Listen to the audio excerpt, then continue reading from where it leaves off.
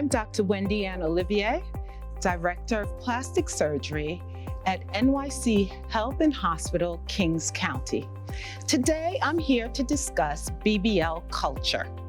As many of you already know, BBL is a surgical procedure called Brazilian butt lift. Now, this procedure involves liposuctioning fat from a part of the body, purifying that fat, and then injecting it into the buttocks with the goal of achieving a fuller, rounded, more lifted buttocks. When we speak of BBL culture, we're referring to the social and cultural phenomenon that has made this procedure so popular. We're also speaking of the effects that BBLs have had on our perception of beauty and body image. So how did BBLs become so popular? Well, two things occurred. One, we had a change in beauty standards, and at the same time, social media was on the rise. For most of my life, mainstream culture favored a more waifish, slim body type. And this beauty standard of the 70s through the 90s excluded many Black and brown women who had a more curvaceous body type.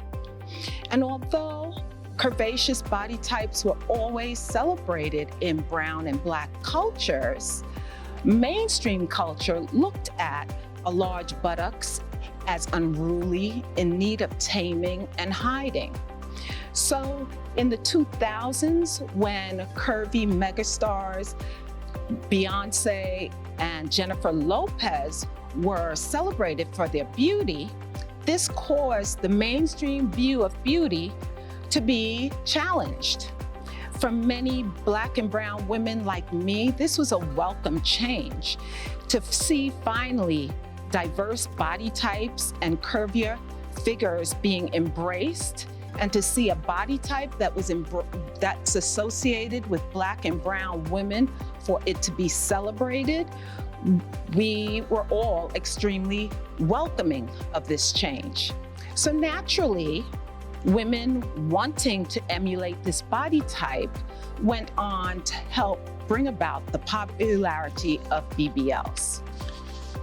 Now, while curvaceous figures were finally becoming a beauty benchmark, the use of social media had skyrocketed. Social media platforms began playing a significant role in shaping standards and trends and influencing the discussions that surround body image.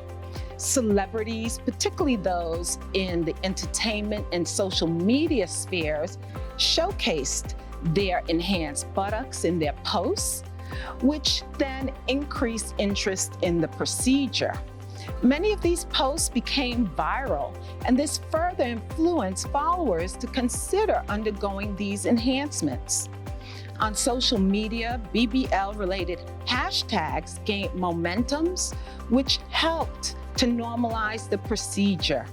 And with social media's global reach, this new beauty standard and trend made BBL discussions and transformations accessible to a wide audience. So there's no doubt that BBL culture has had a positive impact in the lives of some women. Women who undergo BBL and achieve their desired aesthetics can have increased body confidence and self-esteem. BBL culture itself promotes personal choice and body autonomy. This can be empowering to women as they take control of their personal image and make decisions that align with their personal preferences. For social media influencers, models, and people in certain industries, undergoing BBLs and aligning with BBL culture has allowed them to gain larger followings as well as make financial gains. For these women, BBL opened up doors to career opportunities and collaboration with beauty, fashion, and wellness brands. However, there's the other side to BBL. BBL culture has had many negative effects for women also. Brazilian butt lift is one of the deadliest cosmetic procedures. 1 in 3,000 undergoing a BBL will result in death.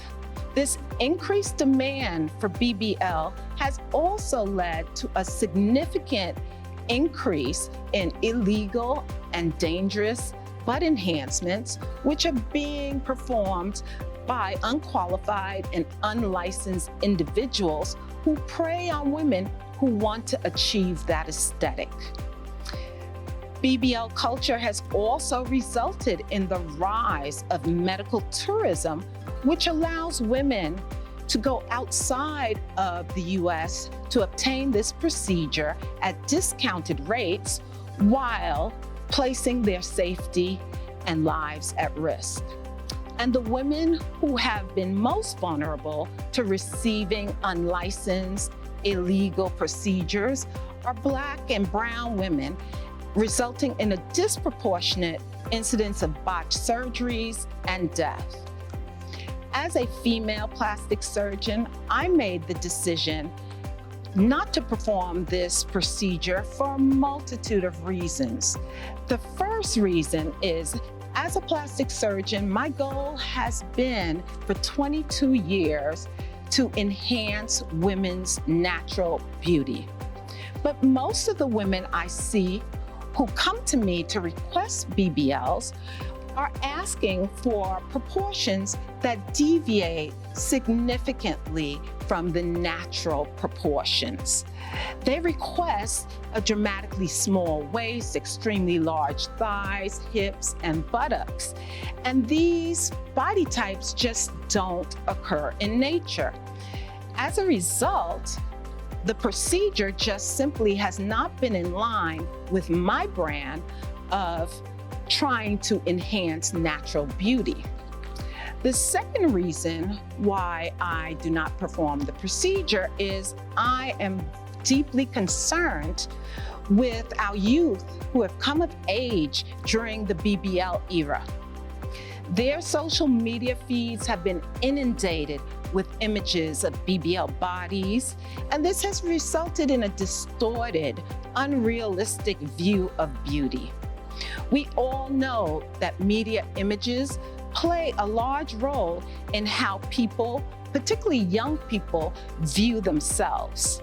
And this constant bombardment of young people with BBL images has led to increased social comparison, making young people feel inadequate if they don't have the BBL aesthetic, and as well, it has been detrimental to mental health.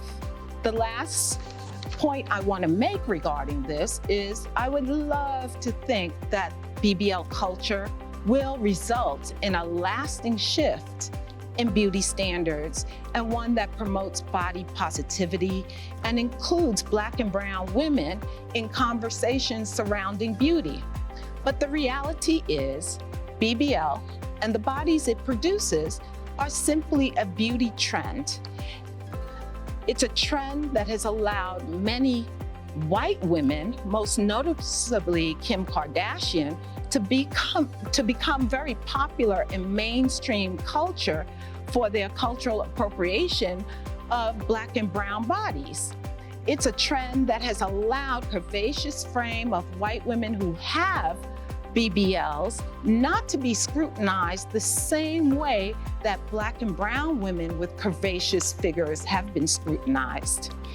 And as we know, trends are fickle, they come and go, and eventually mainstream beauty standards will shift. And this shift will come about when BBL is no longer profitable. And when that happens, the message it's going to send is that Black and brown beauty is disposable. I want to conclude in saying that every woman has the right to be in control of their body, has the right to make the choices they want regarding their body, whether that choice involves undergoing surgical enhancements. But as a woman and a plastic surgeon, I ask that all women making these choices to be clear about your motivations and to proceed with your safety as a priority. Thank you.